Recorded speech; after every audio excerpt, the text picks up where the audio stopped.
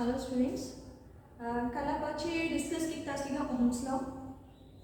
ठीक है, उस कुछ टर्म्स डिस्कस किया जिम्में रेजिस्टेंस हो गई, रेजिस्टिविटी हो गई। अज आप इलेक्ट्रिसिटी रिलेटेड ही दो टर्म्स डिस्कस करनी है।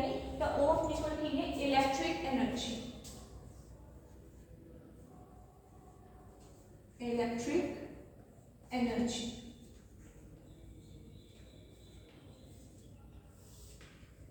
ये टर्म्स तुसीं ऑलरेडी पहला पढ़िया हो गया 10th स्टैंडर्ड विच भी। एनर्जी की जो आप गल करिए, एनर्जी का मतलब की होंदा, आप कितना काम कर सकते हैं, है ना। जो आप सवेरे उठते हैं मॉर्निंग तो लैके रात तक कितना काम करते हैं, वो की होंदी है एनर्जी। आप कहते capacity to do work is called energy.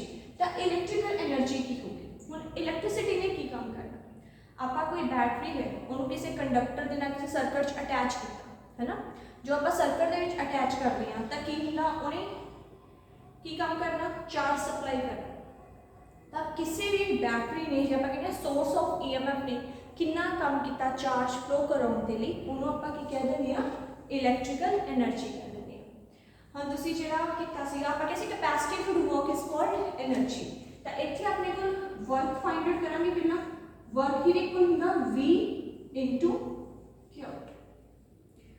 First जो इलेक्ट्रोस्टैटिक्स, इलेक्ट्रोस्टैटिक्स आप कैसे potential difference the work done per unit test charge. तो उत्थों मैं फॉर्मूला की बनाता W = V × Q। तो हम अपने जितना वर्क हो रहा है उन्नी ही किया इलेक्ट्रिकल एनर्जी। तो इलेक्ट्रिकल एनर्जी अपनी को कितनी आ गई V Q। आप ये अलग फॉर्मूलास बना सकते हैं as I = Q upon T। देखो Q की इक्वल बन चुका I × T। देखो इलेक्ट्रिक एनर्जी का फॉर्मूला की बन गया, electric energy is equals to VIT। Electrical energy का फॉर्मूला बन गया। Also V is equals to IR की अकॉर्डिंगली ओम्स लॉ के अकॉर्डिंगली क्या आपने कल किया चुका इलेक्ट्रिक एनर्जी की इक्वल आ गई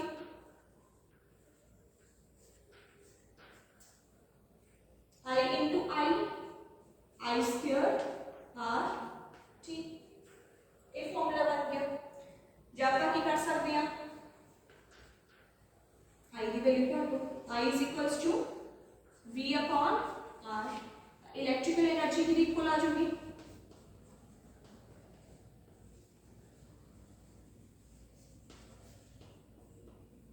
I = V upon R।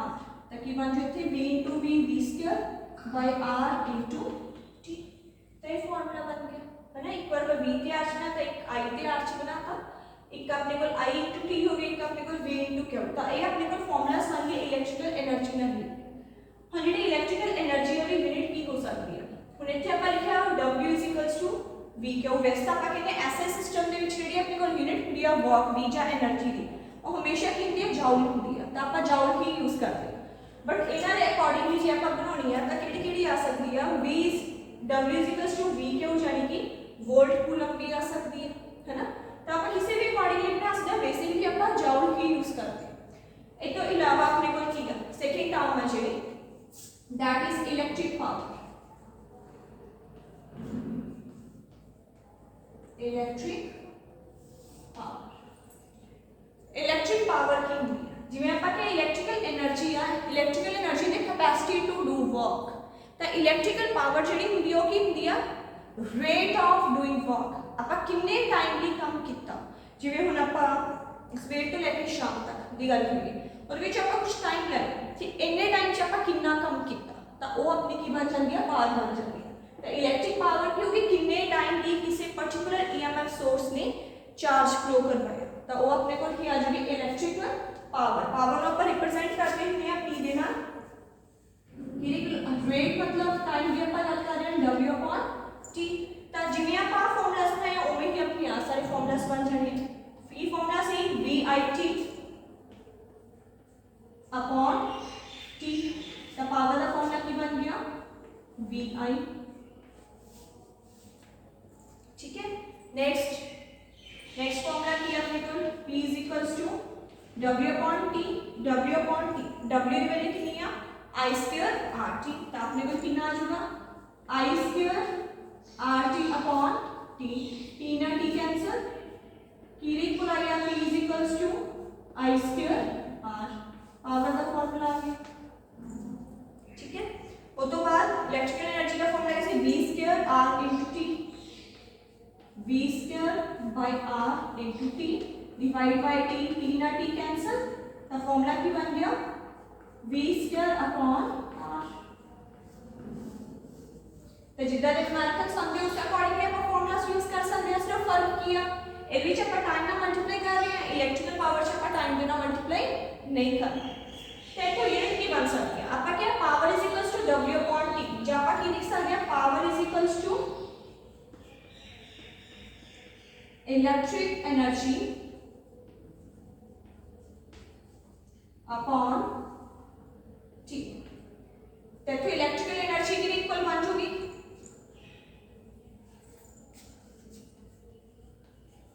electric energy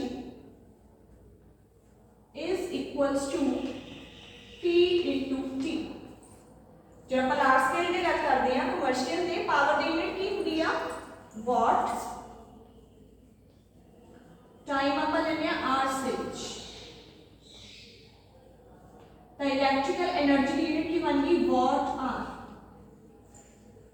ठीक है, तो 1 वाट आर है जेड़ा कई बार बैटरीज जी होंगे उन्होंने हॉर्स पावर भी लिखी होंगी 746 के अकॉर्डिंगली, तो हॉर्स पावर जो वाट आर है कमर्शियल यूनिट्स ने ਜਿਹੜੀਆਂ यूज ਹੁੰਦੀਆਂ ਨੇ इलैक्ट्रिकल एनर्जी ਦੇ ਲਈ, ਤੇ ਜਿਹੜੀ हॉर्स पावर है वो इलैक्ट्रिकल पावर ਦੀ यूनिट आ ਜਾਂਦੀ है। ठीक है, तो दो बेसिक टर्म्स ਸੀਗੀਆਂ इलैक्ट्रिकल एनर्जी ਤੇ इलैक्ट्रिक पावर, ਜਿਹੜੀ ਤੁਸੀਂ ਆਲਰੇਡੀ 10th ਸਟੈਂਡਰਡ ਦੇ ਵਿੱਚ ਵੀ ਰੀਡ ਆਊਟ ਕੀਤੀ ਹੋਈ ਹੈ। ਠੀਕ ਹੈ, ਉਹਨਾਂ ਡੈਫੀਨੇਸ਼ਨਸ ਤੇ ਫਾਰਮੂਲਾਸ ਲਰਨ ਕਰਦੇ ਸੀ। ਨੈਕਸਟ ਹੈ ਜਿਹੜਾ ਆਪਾਂ ਰੈਸਿਸਟਰਸ ਬਾਰੇ ਗੱਲ ਕੀਤੀ ਸੀ ਕਿ ਜਿਹੜੇ ਰੈਸਿਸਟਰਸ ਹੁੰਦੇ ਆ ਉਹ ਡਿਵਾਈਸਿਸ ਹੁੰਦੀਆਂ ਨੇ ਜਿਹੜੀਆਂ ਰੈਸਿਸਟੈਂਸ ਆਫਰ ਕਰਦੀਆਂ ਨੇ ਟੂ ਦਾ ਫਲੋ ਆਫ ਚਾਰजेस। ਹੁਣ ਕੋਈ ਵੀ ਆਪਾਂ ਚੀਜ਼ ਦਿੱਤੀ ਹੋਈ ਹੈ ਉਹਦੀ ਰੈਸਿਸਟੈਂਸ ਆਪਾਂ ਕਿੱਦਾਂ ਫਾਈਂਡ ਆਊਟ ਕਰ ਸਕਦੇ ਹਾਂ, ਆਪਾਂ ਉਹ ਸਿੱਖਨੇ ਆ ਅੱਜ। ਤਾਂ ਜਦੋਂ ਵੀ ਆਪਾਂ ਰੈਸਿਸਟਰਸ ਦੀ ਰੈਸਿਸਟੈਂਸ ਫਾਈਂਡ ਆਊਟ ਕਰਨੀ ਹੁੰਦੀ ਆ ਤਾਂ ਆਪਣੇ ਕੋਲ ਕੀ ਆ ਜਾਂਦੀ ਆ ਕਲਰ ਕੋਡਿੰਗ ਆਫ resistors।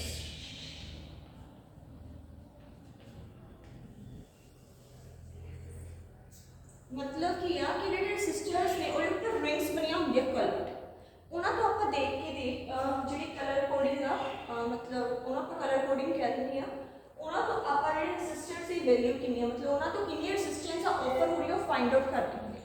ਸੋ ਇਹਨੂੰ ਇੱਕ ਚੀਜ਼ ਯਾਦ ਕਰਨੀ ਪੈਣੀ ਆ ਕਿ ਆਪਣੇ ਕੋਲ B Roy Great Britain very good white, ਜਿਹੜੇ ਵੀ ਲੈਟਰਸ में कैपिटल लिखे ਆਪਾਂ सिर्फ ਉਹੀ ਲੈਣੇ ਆ ਤਾਂ ਉਹਨਾਂ ਨੂੰ ਆਪਾਂ vertically लिखांगे B Roy Great Britain very good white, marking 0 1 2 3 4 5 6 7 8 9। ਹੁਣ ਇੱਥੇ B ਵੀ ਕਾਫੀ ਬਾਰ ਆ ਰਿਹਾ ਤਾਂ first B stands for color black, second B stands for brown, R red, O orange, Y yellow, G green, B blue, V violet, G grey, W white। ठीक है, ये अपने को कलर्स होंगे जिन्हों दी रिंग्स होंगे ਜਿਹੜੀਆਂ ਤਿੰਨ ਰਿੰਗਸ ਹੁੰਦੀਆਂ ਅਨਕਲਰਸ ਹੋਣਗੀਆਂ, ਜਿਹੜੀ ਫੋਰਥ ਰਿੰਗ ਹੁੰਦੀ ਆ ਉਹ ਆਪਣੇ ਕੋਲ ਅੱਡ ਕਲਰਸ ਦੀ ਹੋ ਸਕਦੀ ਆ, ਤਾਂ ਜਿਹੜੀ ਫੋਰਥ ਰਿੰਗ ਦਿੰਦੀ ਕਿ ਉਹ ਆਪਾਂ ਦਿੰਦੀ ਆ ਟੋਲਰੈਂਸ। ਟੋਲਰੈਂਸ ਜੇ ਤਾਂ ਆਪਣੇ ਕੋਲ ਹੈਗਾ ਉੱਥੇ ਬ੍ਰਾਊਨ ਕਲਰ ਤਾਂ मतलब ਜਿਹੜੀ ਟੋਲਰੈਂਸ ਹੈ 1% है, जे रेड कलर दिता होया तो 2% होगी। ये तो इलावा जे कलर गोल्डन है, गोल्डली टॉलरेंस होती है 5%, जे सिल्वर कलर है तो होती है 10%, जे कोई भी कलर नहीं है तो टॉलरेंस होती है 20%।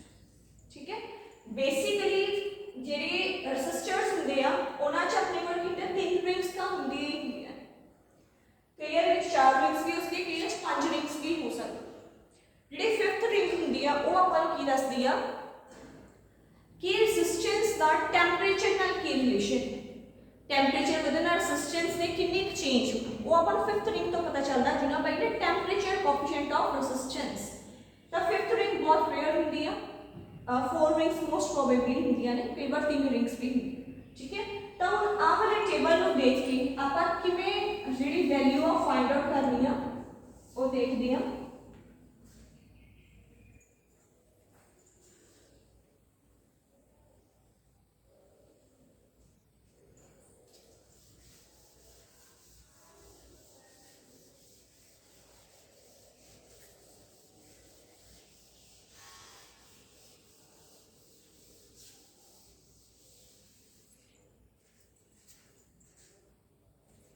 से अपन कलर्स देखे उन्होंने रेड, ऑरेंज, ब्लू, गोल्ड, ये 4 कलर्स देखे है ना। उन्होंने लिखने किया ये फर्स्ट 2 कलर होंगे होंगे सिग्निफिकेंट फिगर्स, थर्ड जो रिंग होंगी आ वो होंगे अपने को मल्टीप्लायर, फोर्थ रिंग दसदी अपन नु टॉलरेंस। ये बेसिकली बनया कि होंगे अपने को जिवें अपने को इस अकॉर्डिंगली एक रेसिस्टर है, इत्थे ओदे पॉइंटिंग कॉन्टैक्ट्स होंदे आ। ठीक है, ये ऊपर रिंग्स बनियां होंदियां, जिवें आ फर्स्ट रिंग बन गई, सेकंड रिंग, थर्ड रिंग, इस अकॉर्डिंगली रिंग्स बनियां होंदियां। हुण आपां क्या आ वाली रिंग है अपनी रेड, आ वाली रिंग है ऑरेंज, आ वाली रिंग ब्लू है ते आ वाली रिंग गोल्डन कलर की। किवें लिखांगे मैं क्या फर्स्ट 2 ਜਿਹੜੇ ਆਪਣੇ ਕੋਲ ਕਲਰਸ ਨੇ ਉਹਨਾਂ ਦੇ ਸਿਗਨੀਫੀਕੈਂਟ ਫਿਗਰਸ ਬਣਾਉਣੇ। ਤਾਂ ਰੈਡ ਲਈ ਕਿੰਨਾ ਵਾ ਆਪਣੇ ਕੋਲ 2, ਤਾਂ ਕਿੰਨਾ ਆ ਗਿਆ 2, ऑरेंज ਦੇ ਲਈ ਕਿੰਨਾ 3, ਤਾਂ ਆ ਗਿਆ 3। ਸਿਗਨੀਫੀਕੈਂਟ ਫਿਗਰਸ ਜਿਹੜੇ ਆਪਾਂ ਨੂੰ ਐਕੂਰੇਟਲੀ ਨੋਨ ਹੁੰਦੇ ਆ ਤਾਂ ਆਪਾਂ ਉਹ ਤੋਂ ਇੱਕ ਡਿਜਿਟ ਬਣਾ ਰਹੇ 23। ਥਰਡ ਰਿੰਗ ਹੈ ਮਲਟੀਪਲਾਇਰ, ਧਿਆਨ ਦੀ ਪਾਰ ਵਿੱਚ कलर केड़ा वा आपा क्या ब्लू, ब्लू कलर दे लिए कितना वा अपने को 6, तो कितना बन गया 10 की पावर 6। टॉलरेंस का मतलब कि ना कितनी अपने को वैल्यू है जेडी रेजिस्टेंस दी वो घट वध सकती है। मतलब अपने को कोई ना लिमिट होती है ना कि टेंपरेचर वेरिएशन के नाल एदी वैल्यू इतनी घट भी सकती है, इतनी वध भी सकती है। तो ओनो अपन ने टॉलरेंस प्लस माइनस लिखना है। गोल्डन कलर है, गोल्डन के लिए टॉलरेंस कितनी है 5%। 5% का मतलब क्या है, जितनी भी अपने को वैल्यू आ आपको 5% कट लेना, उतनी वैल्यू ऊपर नीचे हो सकती है। तो इसकी यूनिट की होंगी आ ओम, इन्नी ओम रेजिस्टेंस आ गई अपने को। ठीक है, ये तो वे कलर्स तो आप किद्दां फाइंड आउट करते इदा के जो अडर कलर्स लेके एग्जांपल्स ट्राई कर लेनियां ने। हम जो आप वैल्यू लिखी हुई तो आप कलर कोड किद्दां बना सकते, जिवें आप कहता कि आप इन्नी ओम की रेजिस्टेंस बनानी, उन्होंने आपको कहता अब 45 किलो ओम की रेजिस्टेंस तैयार करनी। तो आप किमें करांगे, पहले तो किलो में कन्वर्ट करो, किलो का मतलब की है 10 की पावर 3 होगी। टॉलरेंस भी दसी आप किन्नी कर, तो आप की करांगे सिंपल 4 के लिए केड़ा कलर है 5 के लिए, इतनी 3 या 3 के लिए कितना कलर है इतना कर लो, 3 कलर्स हो जाएंगे। 4 किन्ने पे है येलो कलर, 5 की लेते हैं ग्रीन, 10 की पावर 3 मतलब ऑरेंज। तो आप जो रेजिस्टर तैयार करना है और जी कलर स्कीम होगी किस अकॉर्डिंगली होगी, पहला येलो कलर की रिंग होगी, फिर ग्रीन कलर की रिंग होगी, आफ्टर दैट ऑरेंज कलर की रिंग, इतना सारा खाली होगा।